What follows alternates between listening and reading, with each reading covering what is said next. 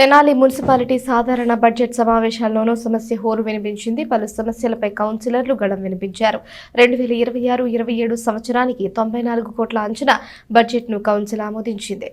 Municipal council సాధారణ budget సమావేశాన్ని బుధవారం కౌన్సిల్ హాల్లో నిర్వహించారు. సమావేశానికి చైర్పర్సన్ తాడిబోయిన రాధిక అధ్యక్షత వహించారు. 25వ వార్డు కౌన్సిలర్ తాడిబోయిన రామయ్య సూచనపై పినపాడుకు చెందిన పెరుగు అమర్బాబు అవయవాలను దానం చేసిన కుటుంబ సభ్యులను అభినందిస్తూ అమర్బాబు మృతికి సంతాపంగా మౌనం పాటించారు. 2026-27 సంవత్సర బడ్జెట్ అంచనాలకు కౌన్సిల్ ఆమోదం తెలిపింది. ప్రారంభ నిల్వను 26 కోట్లుగా చూపించారు. వచ్చే ఏడాది 67 కోట్ల ఆదాయం సమకూరనున్నట్లు అంచనా వేశారు. మొత్తం 94 కోట్ల బడ్జెట్ ఏకగ్రీవంగా ఆమోదించారు. ఇదిలా ఉంటే పట్టణంలో పలు సమస్యలపై కౌన్సిలర్లు ప్రశ్నించారు. కోగంటి శివయ్య స్కూల్లో టాయిలెట్స్ నిర్మాణం జాప్యంపై కౌన్సిలర్ గోగిరెడ్డి మానసరెడ్డి ప్రశ్నించారు. త్వరగా ప్రారంభించేలా చూడాలన్నారు. నాడు నేడు పథకం రద్దు కావడం వల్ల ప్రభుత్వ పాఠశాలల్లో అభివృద్ధి పనులు మధ్యలో నిలిచిపోయాయని కమిషనర్ జిఆర్ అప్పలనాయుడు తెలిపారు. జనరల్ ఫండ్ ద్వారా పనులు పూర్తి చేస్తామని హామీ ఇచ్చారు. చెంచుపేట ఈద్గా నుంచి ప్రారంభించిన రోడ్డు పనులు అధికారులు నిర్లక్ష్యం వల్ల నిలిచిపోయాయని కొమరబత్తిని చేపాలు ఆరోపించారు. వాటిని ప్రారంభించేలా చర్యలు తీసుకుంటామని కమిషనర్ హామీ ఇచ్చారు. మున్సిపాలిటీలో నిధులు లేకపోయినా టెండర్లు పిలవటం ఎందుకని టెండర్లు పిలవటం కాంట్రాక్టర్లు ముందుకు రాకపోవడం ప్రవాహసనంగా తయారైందని కౌన్సిలర్లు అన్నం పిన్నారావు, పేరం సంజీవరెడ్డి ప్రశ్నించారు. వార్డులో సమస్యలపై కౌన్సిలర్లు కటారి రత్నకుమారి, అడుసుమల్లి వెంకటేశ్వరరావు, దాసరి వీరవసంతరావు, మొగల్ అహ్మద్ బేగ్, ఆవుల కోటయ్య కోరారు. అన్నిటినీ పరిష్కరిస్తామని కమిషనర్ హామీ ఇచ్చారు. Vice chairman Athota Nagaveni, in charge assistant commissioner doctor Mova Yesubabu, పలువురు కౌన్సిలర్లు, కోఆప్షన్ సభ్యులు, వివిధ విభాగాల అధికారులు పాల్గొన్నారు.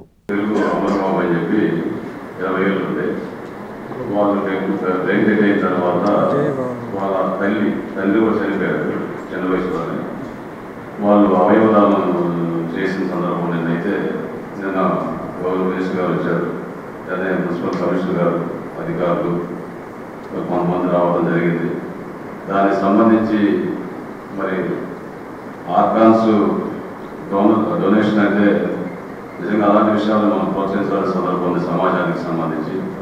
దానికోసం మీ అందరికీ నాకు చిన్న విన్నపం, అలాంటి తల్లిదండ్రుల కోసం, ఎందుకంటే వాళ్ళు కూడా బాగా పూలు వాళ్ళకి సంబంధించి నిన్న మినిస్టర్ గారు వచ్చారు, కమిషనర్ గారు అందరూ వచ్చిన తర్వాత కూడా వాళ్ళకి సంబంధించి ఏదన్నా చిన్న సహాయ సహకారం, ఎందుకంటే చిన్న వయసు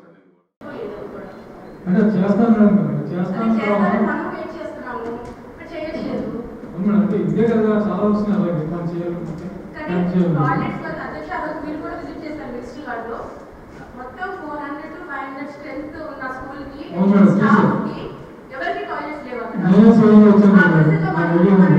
చెప్పండి ఎంత ఇబ్బందికరంగా ఉంటుంది అది. ఈవెన్ కమిషనర్ గారు విజిట్ చేస్తారు సార్, అందులో స్నేక్స్ కూడా వచ్చి నేను కూడా చూస్తారు. పిల్లలు అదే టాయిలెట్స్ యూజ్ చేస్తున్నారు. అదొక ఎమర్జెన్సీ వర్క్ సార్. మీరు శాంక్షన్ చేసింది కాంట్రాక్ట్ ఏదో ఒకటి కన్వెన్స్ చేశారు, వేరు చేశారు, పేమెంట్ చేసాం. అది స్టార్ట్ చేశారు, సగం వేసారు. ఆ సగం వేసినాక మొక్కలు వేసిపోతుంది, దుమ్ములు వేసిపోతుంది. ఇప్పుడు మళ్ళీ అందుకు మేము తెప్పించుకోవాల్సి వస్తుంది. 50 రోజుల క్రితం ఎంఏ గారికి లెటర్ పెట్టాడు కాంట్రాక్టర్.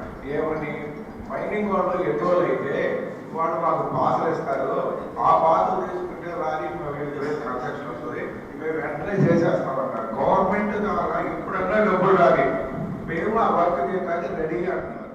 మన కళాక్షేత్రం అట్లాగే ప్రతి కౌన్సిల్ కూడా గతంలో ఆమోదించుకున్న జనరల్ ఫండ్స్ వర్క్స్ అన్ని కూడా సుమారు 2 కోట్ల నుంచి 4 కోట్ల వరకు జనరల్ ఫండ్స్ మీదే ప్రతి కౌన్సిల్లో సాధారణ నిధులు చూస్తున్నాయి. అవన్నీ వర్క్స్ చేసి మనకు పేమెంట్స్ రావడం వల్ల ఇప్పుడునే ఫైనాన్షియల్ పొజిషన్ అయితే కాంట్రాక్ట్స్ అందరికీ వెంటనే పేమెంట్ ఇవ్వలేని పరిస్థితి, పూలింగ్ చేసుకుంటూ వెళ్ళాలి. అందుకోసం మనం గ్రాంట్ ఉపయోగించుకుంటూ జనరల్ ఫండ్స్ మీద మీకు కూడా తెలిసించామని చెప్పుకున్నాం. అందులో వర్క్స్ మనం పెట్టుకోవట్లేదు. వచ్చినవన్నీ కూడా పాత 28 lakhs వరకు ఎస్సీ ఎస్టీ మైనార్టీలు ఏరియాలో లోతట్టు ప్రాంతాల్లో రైనీ సీజన్లో ఫుల్గా వాటర్ అంతా కూడా బ్యాక్ సైడ్ కొట్టేసి అంత స్టాగ్నెట్ అయిపోతుంది. డైరెక్టర్ మేడం గారు కూడా చూశారు. అవన్నీ చెక్ చేసిన తర్వాత వర్క్ పెట్టారు. 1 year దాటిపోయింది. ఆ వర్క్స్ 3 సార్లు టెండర్ వేసామన్నారు. 3 సార్లు టెండర్ వేస్తే టెండర్ రాలేదు. కానీ దాని తర్వాత పెట్టిన వర్క్స్కి వర్కులు జరిగింది. మీరు చెప్పిన దాకా కొంత గొప్ప పేమెంట్ కూడా చేశారు. అది రేపు ఎల్లుంటే మనం స్టార్ట్ చేస్తాం. 3వ తేదీ పండుగ అన్నారు. మనం తీసుకొచ్చింది ఈ లోపల చేస్తాం. కంటిన్యూగా ఎజెండాలు అంశం పెట్టండి సార్. హిందూ సత్యాన వాటిగా క్రిస్టియన్ సత్యాన సమాజంలో ముస్లిం మీదుగా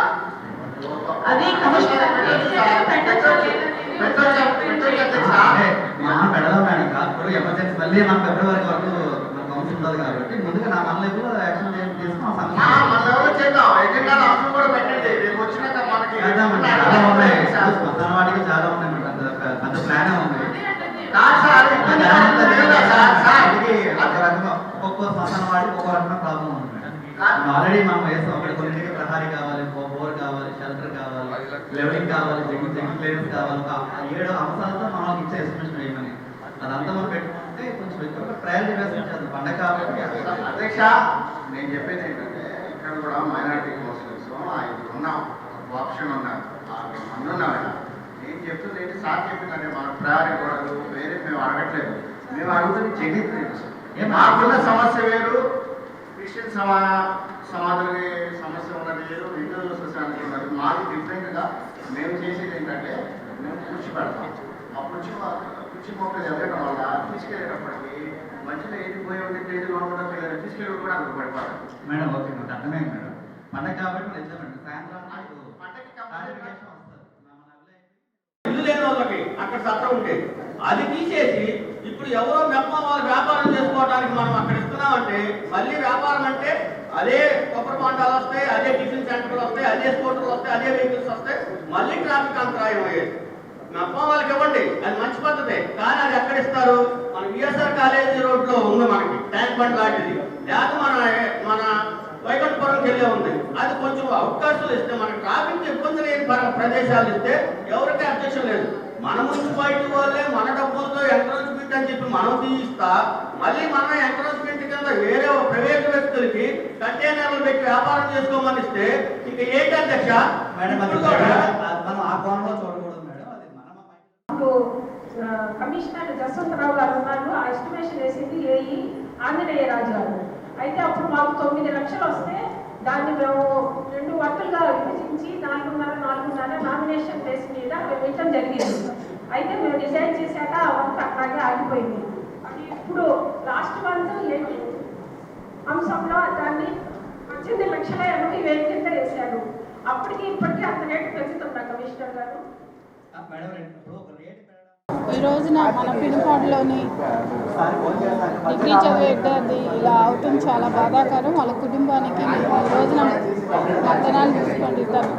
మా కౌన్సిలర్స్ మేము అందరం కలిసి ఈ రోజున ఘననివాళులు అర్పించాం. బాబుకి చాలా చాలా బాధగా ఉంది. ఎందుకంటే 22 ఏళ్ళు బాబు ఈ రోజున యాక్సిడెంట్ ఏ విధంగా జరిగిందో మనందరికీ తెలిసింది.